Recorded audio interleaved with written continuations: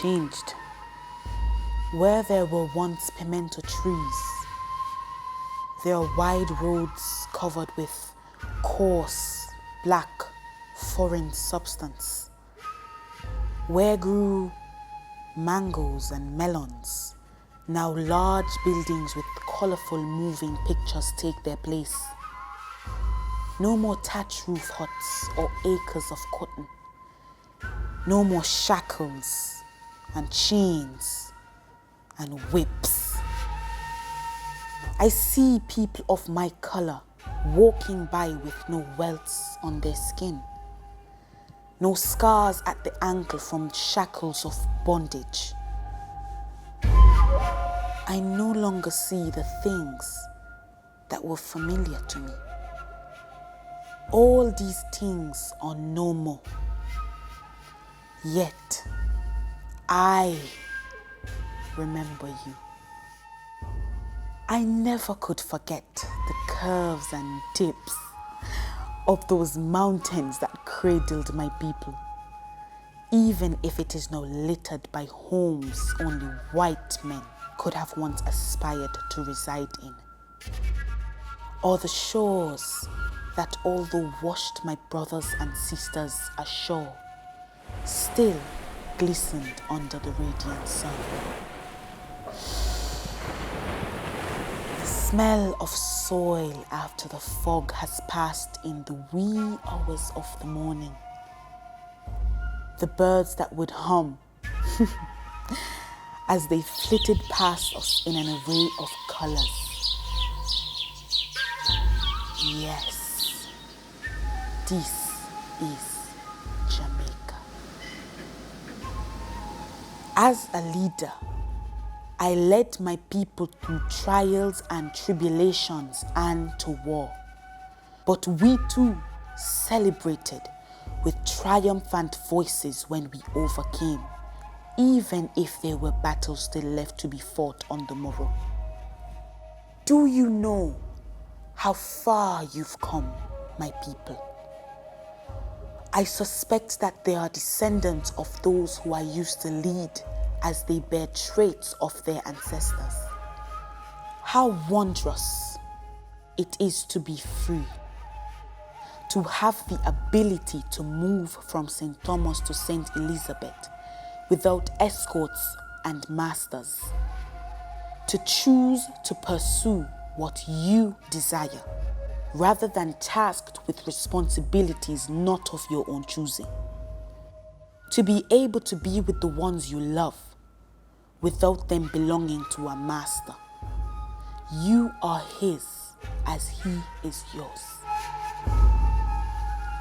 I had faith in my people and their capabilities, but for the life of me, I could have never imagined the stories I would tell former slaves that would show the extent to which we have come. The darkest of skins, wearing finely tailored garments, working in unfathomably tall buildings, directing hundreds. A farmer toiling his land, tending to crops not for another man, but for his own profit, for the feeding of his own family. Women being protected by laws of sexual harassment, having a voice not to cry tears of remorse, but to hold those who are guilty accountable. The hills were our homes, but we did not feel at home in a country that was supposed to be one. We were never Jamaicans. We were simply slaves, brought from distant lands to work until our hands blistered, our feet calloused, and our spirits broken. To live and to breathe for the sole purpose of laying our lives on the altar of our oppressors. But now I see pride in the spirits left for dead. When a race is won, when an accent is identified somewhere other than home, in foods that were once not deemed fit for consumption, in songs and dances that were silenced because they reminded us too much of home. I see it with eyes blurred by tears. I see it. I'm so proud of you. Make no mistake. I see the efforts made after my passing, but I also see the shortcomings that can send us back into bondage. Not physical, but mental slavery that will enviably redirect pride to pessimism. Those who lead, how great the responsibility of a leader is. The weight you bear rivals that of 10,000 horses. To please all men is impossible, but do right by the young men and women who still bear the weight of broken families perpetuated by slavery.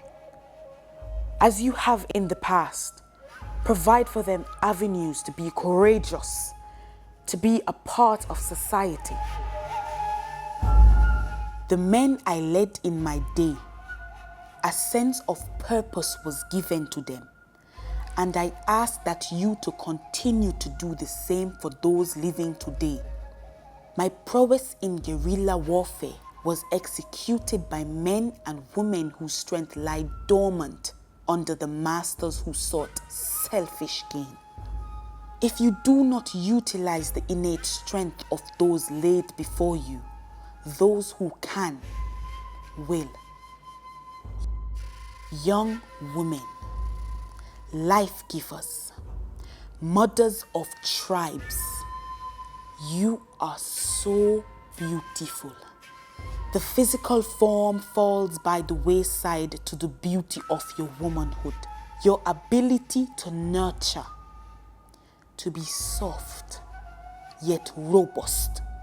Your strength is not like that of a man, different yet just as durable. I was never statuesque. I was a small woman, wiry limbs, and stood far below that of warrior-like men. Yet I fought battles and I withstood abuse. I rose above it all. My starting point did not define my trajectory. Your body is not the path of upward mobility, for as the master had done to the house slave, so are you allowing men who do not see your value to control your destiny. It won't be easy, but freedom never was. In times when you seek a mother, when you seek a role model to come to terms with the beauty of your womanhood, look to Granny Nanny, and I will lay wait you with a warm cup of Cersei tea and old-time stories for you, my child, my beautiful child.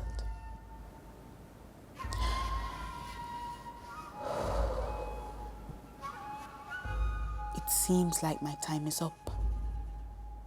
They're calling back for me, the ancestors, so I must go. But I leave my spirit to guide you. I leave my legacy to remind you that hope is not lost, not as long as you choose to fight for it.